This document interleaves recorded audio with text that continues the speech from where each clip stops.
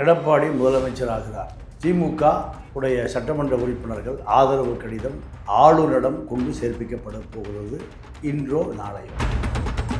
எடப்பாடி வீட்டில் சபரீசனும் உதயநிதியும் சிக்கன் குருமா உணவு விருந்து, அங்கே கட்லட் பூரி மிதுனுக்கு, இங்கே சிக்கன் குருமா, 2 பேரும் திராவிட இயக்கங்கள் அழிக்கப்பட போகிறது. அதனால் நாம் ஒன்றிணைய வேண்டும். விஜய் எப்படி முதலமைச்சர் நாற்காலி தவற விட்டார்னா, முதல் குற்றவாளி செங்கோட்டை, 2வது குற்றவாளி ஆதவ அர்ஜுனா. இந்த 2 பேர் சேரலான்ற முடிவுக்கு முதல்ல வர்றது யார்? திமுகவா அதிமுகவா? திமுக. இதுக்கு நடுவில் இந்த மீடியேட்டர் ரஜினிகாந்த். ரஜினிகாந்த். ஆமாம். ரஜினிகாந்துக்கு இந்த வேலை எப்படி வந்தது? அவர் ஏன் வந்து பண்ணுறாரு? ரஜினிகாந்த் பாஜகவுடைய ஆளு. சரி, பாஜகவுடைய ஆளு. ரஜினியை தவிர யாரும் ஸ்டாலின் போய் உட்காந்து பேச முடியாது. தமிழில் அப்படி ஏதாவது ஆள் இருக்கா? பாஜக எதை சொன்னாலும் டெல்லியிலேருந்து அமித்ஷா சொன்னால் ரஜினி கேட்பார். விஜய் அவர்கள் வந்து இப்போ பெரும்பான்மை தனிப்பட்ட ஒரு கட்சியாக வந்திருக்காரு. நீங்கள் சொல்கிற மாதிரி அதிமுக திமுக சேர்றா கூட இவங்ககிட்ட இருக்கக்கூடிய அந்த ஒற்றுமை இருக்குங்களே. இப்போ பாஜக உள்ள இருந்தால் திமுக ஏற்றுக்குமா? அது பாஜக கிட்ட ஒரு சீட்டு இருக்குது. இப்போ பாமக இருக்குது, பாமக தான் விசிக ஏற்றுக்குமா? இப்போ இவ்வளோ பிரச்சனை இருக்குது, எப்படி சார் சாத்தியமாகனு கேட்க மாட்டாங்களா? யார் கேட்பாங்க? யார் கேட்குறது? அத்தனை பேரும் ஒத்துக்கொண்டு ஏற்றுக்கொண்டு. இங்கே யாருக்கு கொள்கையே கிடையாதுங்க. நீங்கள் கொள்கை இருக்குன்னு நம்பினீங்கன்னா உங்களை நான் அப்பாவியாக பார்க்குறேன். இங்கே யாருக்கு கொள்கை இருக்குது? யார்கிட்டையும் கொள்கை இல்லை.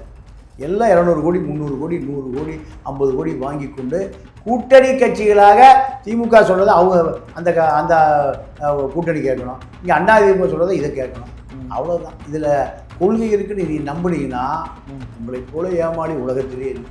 நம்ம இவங்களுக்கு கொஞ்சம் கூட அவமானமாக வெக்கமாக அசிங்கமாகவே இருக்காது. ஏங்க, அண்ணாதுரை கருணாநிதிக்கு அசிங்கம், வெக்கமான சூடு சொரண உப்பு உரப்ப அண்ணாதுரை கருணாநிதிக்கு என்ன மூஞ்சி வச்சு மக்களும் சந்திப்பாங்க இவங்கெல்லாம்? இல்லை, அண்ணாதுரை கருணாநிதிக்கு இல்லையே சார். அப்போ இவங்களுக்கு எப்படி இருக்க போகுது? அண்ணாதுரை கருணாநிதியை நீங்கள் எந்த சூடு சொரணையே இல்லாமல். திருமாவர்கள் வந்து ஒரு நாள் நான் பாஜக இடத்துல இருக்க மாட்டேன், பாமக இடத்துல இருக்க மாட்டேன். இப்போ கூட என்ன கேள்வி கேட்டாலும் வந்து கம்யூனிஸ்டுகளாக இருக்கிற முடிவுக்கு நாங்களும் சேர்ந்தெடுப்போம், ஏன்னா நாங்கள் வந்து 2016 நாங்கள் ஒன்றா இருக்கோம் அப்படின்னு சொல்கிறாரு.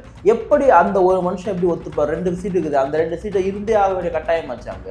இல்லை, அவரை பொறுத்த வரைக்கும் திமுக அவரை பர்ச்சேஸ் பண்ணிடுச்சு. இந்த தேர்தலுக்கு எனக்கு தெரிஞ்சு ஒரு 100 கோடி ரூபா செலவு பண்ணிருக்கு. கள்ளக்குறிச்சியில் அவங்க அக்கா மக ஒரு 30 கோடி செலவு பண்ணி ஓட்டுக்கு 2000 கொடுத்துருக்காங்க. ஏது காசு சொல்லுங்கள்? 2 கம்யூனிஸ்ட் கட்சி லீடர்கள் இருந்திருக்காங்க. இவரை மட்டும் உள்ளே கூட்டிகிட்டு போயிருக்காரு ஸ்டாலின். வெளியில் வரும்போது மூஞ்சி இருண்டு போய் சிபிஐ என்கொயரி போயிட்டு வந்து எப்படி வருவாங்க பார்த்துருக்கீங்களா? வெள்ளரி அப்படி வந்திருக்காரு. இதுதான் அண்ணன் திருமாவுடைய வீரம். வீரம் விளைவை விட்டது. அப்போ அப்படி வந்தது காரணம் என்ன? இப்போ அந்த திருமா வேணா மிரட்ட முடியும் ஸ்டாலின். சரி, மிரட்டல வெளியே வாங்களா? உங்கள் வீரத்தை காமிங்களா? மிரட்டல வெளியே வாங்க. வாங்க சார், நாங்கள் மரியாதை நிமித்தம் பார்த்து பேசணும். சரி, மரியாதை நிமித்தம் தான் பாஜக சேர்ந்துக்குன்னு சொல்லிட்டாங்க, சேர்ந்துட்டாங்க. அவருடைய அரசியலே முடிஞ்சிருமே சார். அதுக்கு அது எனக்கு முடிஞ்சா என்ன, இருந்தா எனக்கு என்ன. ஐயோ, நான் தலித் 40 பேர் ஜெயிச்சிருக்கான் எங்க விஜய் கிட்ட. ஒரு பெரிய தலித் புரட்சி நடந்திருக்கு. ஒடுக்கப்பட்ட மக்கள் போல விஜய் போட்டிருக்கான். அதனால விஜயை காப்பாற்றி ஆட்சியில் அமர்த்துவது என்னுடைய வேலை. சொல்லுங்களேன். நான் நியூஸ் கேள்விப்பட்ட இப்போ அதிமுக திமுக ஒன்றிணைஞ்சா தாவேக்காவுடைய 108 எம்எல்ஏ நாங்கள் வந்து எங்களுடைய பதவி விலகுவோம் அப்படின்னு சொல்கிறாங்க. நடக்க வாய்ப்பு. நிம்மதி ப்ராப்பர்ட்டி மேனேஜ்மெண்ட், உங்கள் பழைய வீட்டை புதிய வீடாக மாற்றலாம் வாங்க.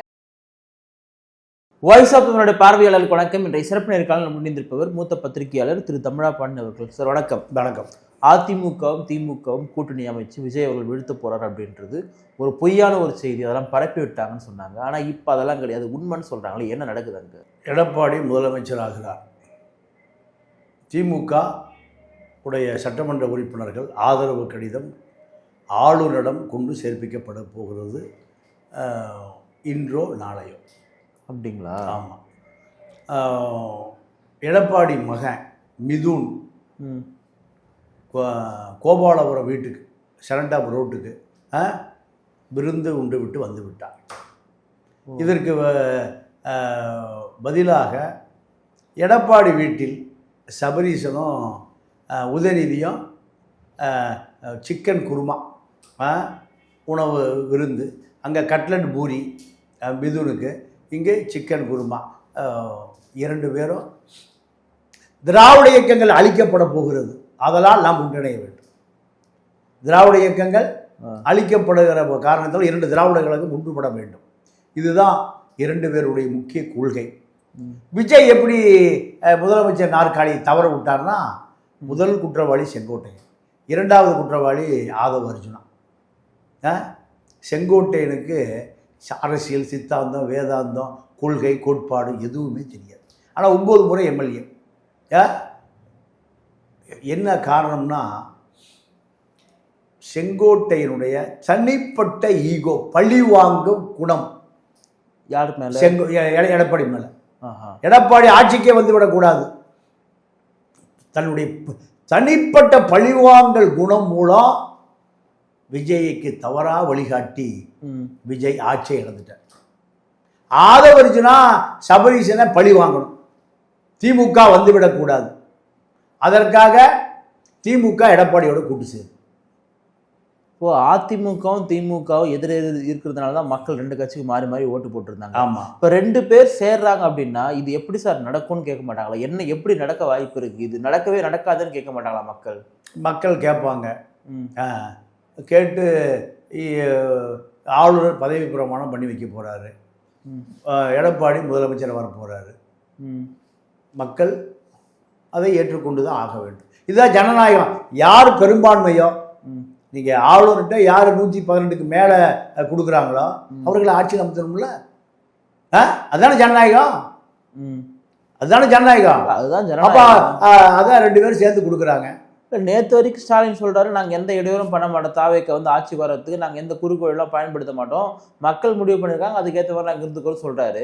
அப்புறம் திருப்பி வந்து அவர் வந்து ஸ்டாலின் வந்து எடப்பாடிக்கு வந்து ஆதரவு தெரிவிக்கிறாருன்னா அப்புறம் என்ன சார்? அவ்வளோதான் முடிஞ்சு போய் ஏதோ ஒரு இயக்கம் இதோட அழிஞ்சிச்சு இல்லை? இதோட 2 இயக்கம் அழிஞ்சு போச்சு. ஏதோ ஒரு இயக்கமா? திராவிட இயக்கமே சீக்கிரம் அழிஞ்சு போச்சு. திராவிட இயக்கத்தினுடைய அழிவு மிக வேகமாக நடக்குது, மெதுவாக நடந்தது. அதாவது நீங்கள் 23ஆம் தேதி ஓட்டுப்பதிவு அன்னைக்கு உளவுத்துறை சொல்கிறான், மக்கள் கூட்டமாக இருக்கான், ராத்திரி பூரா கூட்டமாக இருக்கான், பகல் பூரா கூட்டமாக இருக்கான், பலாயிரம் பேர் நிற்கிறான், எல்லாம் யார் விசிலுக்கு ஓட்டு போட போகிறான். உளவுத்துறை கூப்பிட்டு ஸ்டாலினுக்கு தகவல் சொன்னால் ஸ்டாலின் தொடர்பு இல்லைக்கு வெளியுது. சரி, நேரடியாக டிரான்ஸ்போர்ட் செக்ரட்டரி, டிரான்ஸ்போர்ட் கமிஷன் போட்டு பஸ்ஸெல்லாம் நிறுத்திருக்கிட்டாங்க. திமுக இன்னும் 10 சீட் தோற்றுருக்கு. அதிமுக இன்னும் 10 சீட் தோத்துருக்கோம். கிளாம்பாக்கம் பஸ் ஸ்டாண்டு திராவிட இயக்கத்துடைய வரலாறு முடிவு செய்யுது. அப்போ திராவிட இயக்கம் அழிக்கப்பட வேண்டும் என்று மக்களுடைய அவ்வளவு கோபம், 2 கோடி பேருடைய கோபம் தான் திராவிட இயக்கம் முடிவுக்கு வந்தது. இதை அறுவடை செய்ய தெரியாத மங்குனிகள் இப்போ எடப்பாடிட்டு ஆதரவு கேட்டு போவதற்கு முன்பு, எடப்பாடி ஆதரவு கேட்டு போகிறதாக முடிவு செய்வதற்கு முன்பு செங்கோட்டை என்ன பண்ணுறாரு, அதிமுக எம்எல்ஏட்ட விட பேசுகிறார். ஏப்பா நீ வந்துடுங்க, உங்களுக்கு ஒரு 25 கோடி கொடுக்குறோம். எல்லா எம்எல்ஏவும் அந்த டேப்பை போட்டு எடப்பாடி காமிச்சிட்டான். இந்த அதிமுகவை உடைக்கிற வேலையை செங்கோட்டையன் செய்கிறான்னு தெரிஞ்ச பிறகு எடப்பாடி ஆதரவு கொடுப்பாரா? கொடுக்க மாட்டா. பணம் ஃபைனான்ஸ் யாருன்னா லீமா ரோஸ், ஆதவர்ஜுனாவுடைய மாமியார். ஏன்னா ஆதவர்ஜுனா துணை முதலமைச்சராக போறாரு. ஆதவர்ஜுனா துணை முதலமைச்சர். சபரீஷ வழக்கெல்லாம் தோண்டி எடுப்பேன், சபரீஷ அடிச்சு வச்சிருக்கிற கொள்ளையெல்லாம் கண்டுபிடிப்பேன். இவருக்கு யாரை பழி வாங்கணும்? பழைய கூட்டாளி. புரியுது. நீ என்ன எம்பி சீட்டு கேட்ட தர மாட்டேன, இப்ப நானு துணை முதலமைச்சர். அப்ப அவரு தூங்கிட்டு இருக்கிறவனை எழுப்பி விட்டு என்ன பண்ணுவான்? அவங்க வேலையை பார்ப்பான். இதுதான் நடந்தது. இப்போ எடப்பாடி, ஓ என் கட்சியை உடைக்கிறீங்க செங்கோட்டையா, என்ன நான் என் கட்சி ஒன்றும் இல்லாம பார்க்குறியா, உன்னை நான் வச்சுக்கிறேன். அப்புறம் தான் செங்கோட்டைக்கு பயந்தான் கூட எங்கே ஒழிச்சு வச்சிருக்காரு? பாண்டிச்சேரியில். அவர் விஜய்க்கு ஆதரவு கொடுப்பாரா? இல்லை ஆதரவு அவர் விஜயை ஒழிப்பாரா? ஒழிக்கதான் பார்ப்பாரு. இதுக்கு யார் காரணம்? தனிப்பட்ட பழி வாங்குதலை லைட்டு பிடிக்கிற பையன் அந்த செங்கோட்டையன். ஜெயலலிதாவுக்கு விளக்கு பிடிக்கிறன்னு சொல்லுவாங்கல்ல, வேற எந்த அரசியலும் தெரியாது, எந்த சித்தாந்தம் தெரியாது, கம்யூனிசம் தெரியாது, அம்பாத்திக அரசியல் தெரியாது, தமிழ் தேசியம் தெரியாது, எந்த மண்ணும் தெரியாது, கோடம்பாக்கம் தெரியும். அப்போ செங்கோட்டையனால் என்ன ஆகி போச்சு? அதிமுக எண்டு கார்டு போட்டுருச்சு. இந்த 2 பேர் சேரலான்ற முடிவுக்கு முதல்ல வர்றது யார்? திமுகவா அதிமுகவா? திமுக. திமுக. இதுக்கு நடுவில் இந்த மீடியேட்டர் ரஜினிகாந்த். ரஜினிகாந்த். ஆமாம். இது என்ன நடந்ததுன்னா, விஜய் காங்கிரஸ் கூட்டு, இந்த கூட்டை உருவாக்கியது யாருன்னு கேட்டிங்கன்னா திருநாவுக்கரசு. திருநாவுக்கரசு தான். செங்கோட்டையனும் திருநாவுக்கரசு பழைய கூட்டாளிகள். அதிமுகவை முதல்ல அதிமுகவை முடிச்சாச்சு, கதையை முடிச்சாச்சு. 2வது அதிமுக கதையை முடிச்சாச்சு. முதல்ல செங்கோட்டை என்ன பண்ணுறாரு, நேராக போய் திருநாவுக்கரசை கான்டாக்ட் எடுத்து எப்படியாவது ராகுல்கிட்ட பேசி எங்களுக்கு ஆதரவு கொடுக்க சொல்லுங்க, 5 சீட்டு. இந்த 5 சீட்டு ஆதரவு களம் முதல்ல ஸ்டார்ட் ஆகுது. அப்படி ஸ்டார்ட் ஆகும்போது அரசியலே தெரியாத மங்குனி யார், ஆதவ அர்ஜுனா என்ன சொல்றாரு, இந்த கூட்டு எது வரைக்கும் தொடரும், 29 வரைக்கும் தொடரும் சொன்னவனையும் டெல்லியில் ஒரு இடி இறங்கிடுச்சு. 29ல் மோடி கதை முடியுது. மோடி ஓய்வுக்கு போகிறார். 3 முறை பிரதமராக இருந்துட்டார். ஆர்எஸ்எஸ் அடுத்த தலைவரை தயார் பண்ணிடுச்சு. அவர் அமித்ஷாவா யோகியான்னு ரேஸ் ஓடிட்டுருக்கு. இப்போ அமித்ஷா அந்த ரேஸில் இருக்கார். அமித்ஷா என்ன பார்க்குறாரு, 29 இப்போவே காலி பண்ணுறீங்களா? தமிழ்நாடுனால பிஜேபிக்கு எதிராக இருக்கிற ஸ்டேட் தான். இப்போ காங்கிரஸும் தாவேக சேர்ந்தா கிளீன் போல்ட், நமக்கு 1 சீட்டு வராது. எங்கே? தமிழ்நாட்டில். அப்போது அமித்ஷா என்ன பண்ணுறாரு, ஆளுநரை கூப்பிட்டு கேட்குறாரு, யாரை கேட்டு பதவி பிரமாணம் பண்ணி வைக்க போகிறீங்க, யாரை கேட்டு கான்வாய் போட்டீங்க, எல்லாம் ரத்து பண்ணுங்க. அவனு 108 தான் இருக்குது. இப்போ 5 113 தான் வந்திருக்கு. இன்னும் 5 வேணுமே. பதவி பிரமாணம் பண்ணி வச்சா நிரூபிக்க முடியாமல் ஆட்சி கவுழ்ந்துச்சுன்னா அசிங்கம் இல்லை. அதனால் பதவி பிரமாணம் பண்ணி வைக்க வேண்டாம், 118 பட்டியலை வாங்கிட்டு பண்ணி வைக்க, ஸ்டாப். உடனே கவர்னர் டிஜிபி கூப்பிட்டு யாரை கேட்டியாங்க கான்வாயில் அனுப்பிச்சிங்க, இல்லை எடுத்துகிட்டு போ. பெட்டல் டேடைக்கெலாம் பேர்த்து எடுத்துகிட்டு போயிட்டான். முடிஞ்சு போச்சா? பப்ளிக் செக்ரட்டரி கூப்பிட்டாரு, பந்தல் கிந்தெல்லாம் போட வேண்டாம், கழட்டுங்க என்ன, முடிஞ்சு போச்சு. இப்போ செங்கோட்டையன், திருநாவுக்கரசு, ராகுல் டெல்லி எதிரி ஆயிடுச்சு. டெல்லி எதிரி. செங்கோட்டையன் அதிமுக எம்எல்ஏக்களுக்கு ரகசியமாக பேசுனது எடப்பாடிக்கு டேப் தெரிஞ்சு கவர்னர் வரைக்கும் போயிடுச்சு. அதிமுக எதிரி ஆயிடுச்சு. வார பாஜக எதிரி ஆயிட்டாரு. யாரு? செங்கோட்டையன். இங்கே யாரோட எதிரி? திமுகவோட எதிரி. சாரி, அதிமுகவோட எதிரி. அதிமுக எம்எல்ஏ செங்கோட்டையன் பயந்து கொண்டு ஒழிச்சு வச்சிருக்காங்க. எங்கே? பாண்டிச்சேரி. ரைட். அடுத்து திமுக. திமுக இதை வேடிக்கை பார்த்துட்டு இருக்கு. இதுக்கு நடுவில் டெல்லியில் ராகுல் என்ன பண்ணுறாரு, மல்லிகார்ஜுன கார்கே சொல்லி திருமாட்டை பேசி கொண்டு சேர்த்துங்க. சிபிஐ டி ராஜா, சிபிஎம் கேரளா பேபி எப்படியே சப்போர்ட் பண்ணி ஆட்சி அவங்க. அப்போ இதெல்லாமே ஒரு தலித் லாபி, கம்யூனிஸ்ட்டு, காங்கிரஸ் 3 பாஜகவுக்கு எதிரி இல்லையா? அப்போ பாஜக அமித்ஷா என்ன பண்ணுறாரு, இது எப்படியாவது தடுக்கணும். சரி, அதிமுக திமுக ஆட்சி அமைங்க, ரஜினியை விட்டு ஸ்டாலின் பேச சொல்கிறார். ரஜினிகாந்துக்கு இந்த வேலை எப்படி வந்தது? அவர் ஏன் வந்து பண்ணுறாரு? ரஜினிகாந்த் பாஜகவுடைய ஆளு. சரி, பாஜகவுடைய ஆளு. ரஜினியை தவிர யாரும் ஸ்டாலின் போய் உட்காந்து பேச முடியாது. தமிழில் அப்படி ஏதாவது ஆள் இருக்கா? இல்லை. அப்போ பாஜக எதை சொன்னாலும் டெல்லியிலேருந்து அமித்ஷா சொன்னால் ரஜினி கேட்பார். அப்போ நீங்கள் இந்த கூட்டணியை முடிவு பண்ணுறது நீங்கள் தான். போய் ரஜினிகிட்ட ஸ்டாலின்கிட்ட பேசணுன்னையும் நேரம் வர்றாரு. சந்திச்சாரு. இதுதான் மேட்ரு. இப்போ நீங்கள் விஜயை விடக்கூடாது, விஜயை வர விடக்கூடாது. நீங்கள் விஜய் அதிகாரத்துக்கு வந்தால் உங்கள் மருமகன் உள்ள போயிருவார். ஆதவ அர்ஜுனா பழி வாங்க போகிறான். துணை முதலமைச்சர் யார்? ஆதவ அர்ஜுனா பள்ளி வாங்கிடுவான். உள்ளே போயிடுவார் உங்கள் மகன் உள்ளே போயிடுவார். நீங்கள் குடும்பமே உள்ளே போயிடுவீங்க. அவன் பழி வாங்க விட மாட்டான். அரசியலே இங்கே இல்லை. செங்கோட்டையனுக்கு எடப்பாடி பழி வாங்கணும், ஆதவ அர்ஜுனாவுக்கு சபரீசனை பழைய கூட்டாளியை பழி வாங்கணும், உதயநிதி வர விடக்கூடாது. இதுதான் அரசியல். சரி. மக்கள் ஓட்டு போட்டிருக்கா, நீ அது அதிகாரத்துக்கு போவதற்கு என்ன வழி? அதுக்கு வழியே இல்லை. நீங்க கவர்னருக்கு மெயில் போடுறாங்க, மெயில் போட்டு ராத்திரி 12 மணிக்கு போய் கவர்னரை பார்க்கணும்னு அப்பாயின்மெண்ட் கேட்குறாங்க.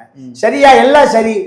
கவர்னரை பார்க்க போறீங்களே, இத்தனை அறிவாளிகள் போறீங்களே, ஒரு சால்வை கொண்டு போனீங்களா? பார்த்துருக்கீங்களா? ஜெயலலிதாவோ எம்ஜிஆரோ கருணாநிதியோ யார் போனாலும் ஒரு பட்டு சால்வு 10,000 ரூபாய் நல்லியில் இருக்கு. நான் என்னுடைய நெருங்கிய நண்பர் ஒருவருக்கு 70வது மணி விழா, நான் அப்போ தான் போய் சால்வையை பார்த்தேன். ஒரு 10,000 ரூபாய்க்கு ஒரு சால்வை கொடுங்கய்யா. ஒரு பெரிய மனுஷன் 70 ஆண்டு காலம் வாழ்ந்துருக்காரு, அவருக்கு ஒரு சால்வை ஓத்தணும் திருப்பூரில். போகும்போது தான் பார்த்தேன். 10,000 ஆச்சா 25,000 அமித்ஷா போடுறதெல்லாம் 20,000 ரூபாய் சால்வைன்னு நான் அப்போ தான் இந்த இதில் பார்த்தேன், நல்லியில். அப்போது ஒரு சால்வை வாங்கிட்டு போனாங்க. அப்போ இந்த அடிப்படை முதலமைச்சர் உடனே முதலமைச்சர் ஆயிடணும், உடனே துணை முதலமைச்சர் ஆயிடணும், பிடபிள்யூ வேணும், ஹைவேஸ் வேணும். அடிப்படை நாகரிகமே தெரியலையே. விஜய் வெறுக்கையில் போனார் பார்த்தீங்களா? ஜெயலலிதா கூட சால்வை போகும். ஜெயலலிதா கூட ஒரு ஆணவம் பிடிச்ச ஒரு முதலமைச்சர் எங்க பார்க்க முடியுமா? சென்னாரெட்டி தண்ணி காமிச்சது, சென்னாரெட்டிய தண்ணி காமிச்சது. சென்னாரெட்டி தமிழ்நாட்டுக்கே வரமாட்டார் ஜெயலலிதா இருக்கிற காலத்தில். பாண்டிச்சேரி பொறுப்பு கவர்னர் பாண்டிச்சேரியிலிருந்து திண்டிவனம் வெளியே வரும்போது 10,000 பேர் உட்காந்துட்டு ஆய்வேல. அவர் காரில் ஏசி போட்டு உட்காந்தார், டீசல் பெட்ரோல் முடிஞ்சு போச்சு. எங்கேயோ வந்து கிராமத்துலேருந்து ஒரு பழைய சேரை கொண்டு போட்டு இது தார் ரோட்டில் உட்காந்துருந்தார் விசிறி வீசிட்டு. இதுதான் ஜெயலலிதா. இப்போ வெறுங்கையில் போய் கவர்னருக்கு அவர் ஒரு பூங்குத்து கொடுத்தாரு, ஒரு நினைவு சின்னம் கொடுத்தாரு. அப்போ ஒரு அடிப்படை நாகரிகமே அடிப்படை அரசியலே தெரியாம புஷி எங்கேயோ ஒரு ஆளை இந்த தாலுகா ஆஃபீஸர் டைப் படிப்பான்ல, அப்படி ஒரு ஆளை வச்சிருக்காராம். யாரையும் உள்ள விடக்கூடாது, விஜய் விடக்கூடாது, விஜய் யாரும் சந்திச்சிடக்கூடாது. அவர் தப்பாக கவர்னருக்கு டைப் படிச்சு போய் ஸ்பெல்லிங் மிஸ்டேக்கு இந்த வடிவேல் சொல்லுவான்ல, கொள்ளையடிக்க வருகிறேன் வெள்ளையடிக்க வருகிறேன், கதையில் அசிங்கமாக போச்சு. இப்போ விஜய் அவர்கள் வந்து இப்போ பெரும்பான்மை தனிப்பட்ட ஒரு கட்சியாக வந்திருக்காரு. நீங்கள் சொல்கிற மாதிரி அதிமுக திமுக சேர்றா கூட இவங்ககிட்ட இருக்கக்கூடிய அந்த ஒற்றுமை இருக்குங்களே. இப்போ பாஜக உள்ள இருந்தால் திமுக ஏற்றுக்குமா? அது பாஜக கிட்ட ஒரு சீட்டு இருக்குது. இப்போ பாமக இருக்குது, பாமக தான் விசிக ஏற்றுக்குமா? இப்போ இவ்வளோ பிரச்சனை இருக்குது, எப்படி சார் சாத்தியமாகனு கேட்க மாட்டாங்களா? யார் கேட்பாங்க? யார் கேட்குறது? திரும்ப கேட்க மாட்டாரா, இல்லை பாஜக கேட்குறாதா, இல்லை பாமக கேட்காதா? எப்படி சாத்தியமாகும்? எப்படி உள்ளே வந்து போக முடியும்? 2 பேரும் இப்போ திமுக மட்டும் சேர்த்து அதிமுக சேர்த்து மட்டும் 118 வராது. அதாவது அத்தனை பேரும் ஒத்துக்கொண்டு ஏற்றுக்கொண்டு இங்கே யாருக்கு கொள்கையே கிடையாதுங்க. நீங்கள் கொள்கை இருக்குன்னு நம்பினீங்கன்னா உங்களை நான் அப்பாவியாக பார்க்குறேன். இங்கே யாருக்கு கொள்கை இருக்குது? யார்கிட்டையும் கொள்கை இல்லை. எல்லாம் 200 கோடி 300 கோடி 100 கோடி 50 கோடி வாங்கி கொண்டு கூட்டணி கட்சிகளாக திமுக சொல்கிறத அவங்க அந்த அந்த கூட்டணி கேட்கணும், இங்கே அதிமுக சொல்கிறத இதை கேட்கணும், அவ்வளோதான். இதில் கொள்கை இருக்குன்னு நீ நம்பினீங்கன்னா உங்களை போல ஏமாளி உலகத்திலே இல்லை. இப்போ 5 வருஷம் இவங்க நடத்திடுறாங்க. ஆனால் விஜய் வந்து தவிர்க்க முடியாத சக்தியை உருவாத்துருவாரு. இதுக்கப்புறம் வந்து அடுத்த எலெக்ஷன் சொல்லிட்டு அவர் மட்டும் தான் வர முடியுமே. உள்ளாட்சி தேர்தலில் விஜய் பிச்சுட்டு வந்துருவாரு. அதுதான் சொல்லிட்டு முதலமைச்சர். ஆமா, உள்ளாட்சி தேர்தலில் நீங்க நாடாளுமன்ற தேர்தல் நான் ஒண்ணு கேட்கிறேன். இப்ப இந்த திமுக எனக்கு அந்த வார்த்தை கொஞ்சம் கஷ்டமா, இவங்களுக்கு கொஞ்சம் கூட அவமானமா வெக்கமா அசிங்கமாவே இருக்காது. அண்ணாதுரை கருணாநிதிக்கு அசிங்க வெக்கமான சூடு சொரண உப்பு உரப்ப அண்ணாதுரை கருணாநிதிக்கு எந்த மூஞ்சி வச்சு மக்களும் சந்திப்பாங்க இவங்க எல்லாம்? இல்ல அண்ணாதுரை கருணாநிதிக்கு இல்லையே சார். அப்ப இவங்களுக்கு எப்படி இருக்க போகுது? அண்ணாதுரை கருணாநிதிய நீங்க எந்த சூடு சொரணையே இல்லாம நீங்க அண்ணாதுரை ஆட்சி அமைக்கும் போது RSS சேர்த்துக்கிறாரு. யார? ராஜாஜி சேர்த்துக்கிறாரு, ஜனசங்கம் சேர்த்துக்கிறாரு. அது வரைக்கும் இந்திய அளவுல கம்யூனிஸ்டுகளும் முஸ்லீம் லீக்கும் ஒரே இடத்துல இருந்ததில்ல. இந்த அயோக்கியத்தனத்தை முதல்ல ஆரம்பித்தவரை அயோக்கிய அண்ணாதுரை தான். எங்க இந்தியாவில் அது வரைக்கும் முஸ்லீம் லீக்கும் கம்யூனிஸ்டுகளும் கீரி பாபு ஆமா எல்லாம் ஒன்னா ஆக்குனது யாரு? எப்படியாவது அதுக்கு அப்ப என்ன சொன்னாரு அண்ணாதுரை? கூட்டணி ஆட்சினார். பெரும்பான்மை ஜெயிச்சோடனே அவங்களை யாருன்னு தெரியாது. இதுதான் ராஜாஜி பதவி பண்ணிருக்கு. இதுதான் அரசியல். அதனால என்னைக்கு திராவிட இயக்க அதிகாரத்துக்கு இப்ப எப்படி விஜய் கிட்ட ஆட்டோ ஓட்டுறவன் மூட்டை தூக்குறவன் வண்டி தூக்குறவன் எல்லா ஆட்களும் வந்திருக்காங்க. அதே போலதான் அண்ணா ஆட்சிக்கு வரும்போது இப்படி இதே கதை தான். இப்ப இவங்கெல்லாம் சேர்ந்த ஒரு பிரச்சனை கிடையாது. அண்ணன் திருமா அவர்கள் வந்து ஒரு நாள் நான் பாஜக இடத்துல இருக்க மாட்டேன், பாமக இருக்க மாட்டேன். இப்போ கூட என்ன கேள்வி கேட்டாலும் வந்து கம்யூனிஸ்டுகளாக இருக்கிற முடிவுக்கு நாங்களும் சேர்ந்து எடுப்போம். ஏன்னா நாங்கள் வந்து 2016 நாங்கள் ஒன்றா இருக்கிறோம் அப்படின்னு சொல்றாரு. எப்படி அந்த ஒரு மனுஷன் எப்படி ஒத்துப்பார்? 2 சீட் இருக்குது, அந்த 2 சீட்டை இருந்தே ஆக வேண்டிய கட்டாயமாச்சாங்க. இல்லை, அவரை பொறுத்த வரைக்கும் திமுக அவரை பர்ச்சேஸ் பண்ணிடுச்சு. இந்த தேர்தலுக்கு எனக்கு தெரிஞ்சு ஒரு 100 கோடி ரூபா செலவு பண்ணியிருக்காரு. எவ்வளவு? 100 கோடி. கள்ளக்குறிச்சியில் அவங்க அக்கா மக ஒரு 30 கோடி செலவு பண்ணியிருக்கு. எவ்வளவு? ஓட்டுக்கு 2000 கொடுத்துருக்காங்க. ஏது காசு சொல்லுங்க. அதே போல் எங்கே காட்டுமன்னார் கோயிலில் ஜோதிமணி 30 கோடி செலவு பண்ணியிருக்காரு. வன்னி அரசு ஒரு 30 கோடி செலவு பண்ணியிருக்காரு. என்ன ஆச்சு கணக்கு? எவ்வளோ ஆச்சுங்க? அது 90 ஆயிடுச்சு சார். அப்போ ஒரு சோப்பில் ஒரு 100 ரூபா இருந்தால் தான் ஒரு 50 ரூபா செலவு பண்ணுவீங்க இல்லையா? அதுதான் கதை. அப்போ இப்போ திமுகவிடம் அடிமையாக மாட்டிக்கிட்டார். நீங்கள் 2 கம்யூனிஸ்ட் கட்சி லீடர்கள் இருந்திருக்காங்க. இவரை மட்டும் உள்ளே கூட்டிகிட்டு போயிருக்காரு ஸ்டாலின். வெளியில் வரும்போது மூஞ்சி இருண்டு போய் சிபிஐ என்கொயரிக்கு போயிட்டு வந்து எப்படி வருவாங்க பார்த்துருக்கீங்களா? வெள்ளரி அப்படி வந்திருக்காரு. இதுதான் அண்ணன் திருமாவுடைய வீரம். வீரம் விளை போய் விட்டது. அப்போ அப்படி வந்ததுக்கு காரணம் என்ன? இப்போ அண்ணன் திருமா வேணா மிரட்ட முடியும் ஸ்டாலின். சரி, மிரட்டல வெளியே வாங்களா? உங்கள் வீரத்தை காமிங்களா? மிரட்டல வெளியே வாங்க வாங்க சார். நாங்கள் மரியாதை நிமித்தம் போய் பார்த்து பேசணும். சரி, மரியாதை நிமித்தம் தான் பாஜக சேர்ந்துக்குன்னு சொல்லிட்டாங்க, சேர்ந்துட்டாங்க. அவ்வளோதான். அவருடைய அரசியலே முடிஞ்சிருமே சார். அதுக்கு அது எனக்கு முடிஞ்சா என்ன, இருந்தா எனக்கு என்னங்க? எப்படி இருந்தாலும் தலித் மக்கள் நான் தான் தலைவர், வீரமணி நான் தான் தலைவர், வைகோ நான் தான் தலைவர், சீமான் நான் தான் தலைவர், அண்ணா வைகோவும் நான் தான் தலைவர். 50 பேர் இருந்தாலும் ஒரு கட்சி தானே. 8 பேர் இருந்தாலும் கட்சி. அப்புறம் சொல்றீங்க. அதனால வரலாறு பல விஷயங்களை பார்த்துட்டு தான் இருக்கு. வரலாறு பல விஷயங்களை பார்த்துட்டு தான் இருக்கு. அதில் அண்ணன் திருமா திமுகவில் சேர்ந்து தன்னுடைய தனித்தன்மையை இழந்து தலித் அரசியலை இழந்து நேற்று வந்து ஸ்டாலின் அவரோட மீட் பண்ணது வந்து காரணம் இதுதானா? இதுதான். நாங்கள் சேரலாமா சேர வேணான்ற முடிவு கேட்க போனார் நாங்கள் நினச்சிக்கிட்டோம். ஆனால் நீங்கள் ஸ்டாலின்லாம் ஆர்டர் போட்டார், அதை மிரட்டினார்ன்ற அளவுக்கு பேசுறீங்களே. இல்லை, நான் சொல்றதெல்லாம் பொய்யுங்க, தப்புங்க. வெளியே வாங்க பிரசையோ. நான் தலித் 40 பேர் ஜெயிச்சிருக்கான். எங்க விஜய் கிட்ட ஒரு பெரிய தலித் புரட்சி நடந்திருக்கு. முடுக்கப்பட்ட மக்கள் போல விஜய் போட்டிருக்கான். அதனால விஜயை காப்பாற்றி ஆட்சியில் அமர்த்துவது என்னுடைய வேலை. சொல்லுங்களேன். அமைச்சரவை கொடுக்குறாங்கலாம் போயிட முடியாது. நானு அமைச்சர் கொடுத்தா சரி சார். நீங்க முறையா போய் தலித் புரட்சி எப்படிங்க எங்க நடந்திருக்கு? விஜய் தான் நடந்திருக்கு. இப்போ அந்த கட்சியில் இருக்கக்கூடிய சங்கத்தமிழன் உங்களுக்கு நல்லாவே தெரியும். அவர் வெளிப்படையா பேசுறாரு. ரஜினிகாந்த் அண்ணன் உங்களுக்கு நல்லாவே தெரியும். நேற்று அவர் சொல்றாரு விஜய் அவர்களை ஆதரிக்க வேண்டியது விசிகாவோட கடமைன்னு சொல்லிட்டு பேசுறாரு ரஜினிகாந்த் அண்ணன். அப்ப இவங்கெல்லாம் வந்து சங்கத்தமிழ் ரஜினிகாந்த் அண்ணன் ஓப்பனாக ஸ்டேட்மெண்ட் கொடுக்குறாங்க. இன்னொரு புறம் ஷானவாஸ், ரவிக்குமார், சிந்தச்சல் இவங்கெல்லாம் வந்து எப்படியுமே போகக்கூடாது, போறவங்கலாம் துரோகிரான்ற அளவுக்கு பேசுறாங்க. எப்படி 2ஆ பிரிஞ்சிருக்குது அங்கேயே? இல்லை, அது இவர்கள் இப்போ ரஜினி ஆகட்டும் சங்கத்தமிழன் ஆகட்டும் என்ன என்ன என்ன நினைக்கிறாங்கன்னா, திமுகவில் இருந்தால் நமக்கு எதிர்காலமே இல்லை. பணம் கொடுப்பான், ஆனா தலித்துக்கான உரிமையே கிடையாது, தலித்துக்கான அரசியல் அதிகாரமே கிடையாது. கள்ளக்குறிச்சியில் அத்தனை அக்கிஸ்ட் தலித்தாங்க. கள்ளக்குறிச்சி அந்த பஸ் பள்ளிக்கூடத்தை கொடுத்துறாங்கல்ல, அது பூரா யாரு உணர்ச்சி வசப்பட்டு அந்த பள்ளிக்கூடத்தில் பாலியல் கொலை நடந்தது. ஸ்ரீமதி கேச அத்தனை பேர் ஜெயிலில் இருந்த அத்தனை பேரும் தலித்துகள் தான். யார் ரிலீஸ் பண்ணவே இல்லையே.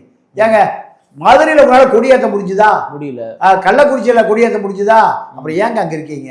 ரவிக்குமார் பணம் வாங்குறக்கா? மணல் கேணின்னு கேகே நகர் வீடு வாங்குறக்கா? தாய் மகளுக்கு வீடு வாங்குறக்கா?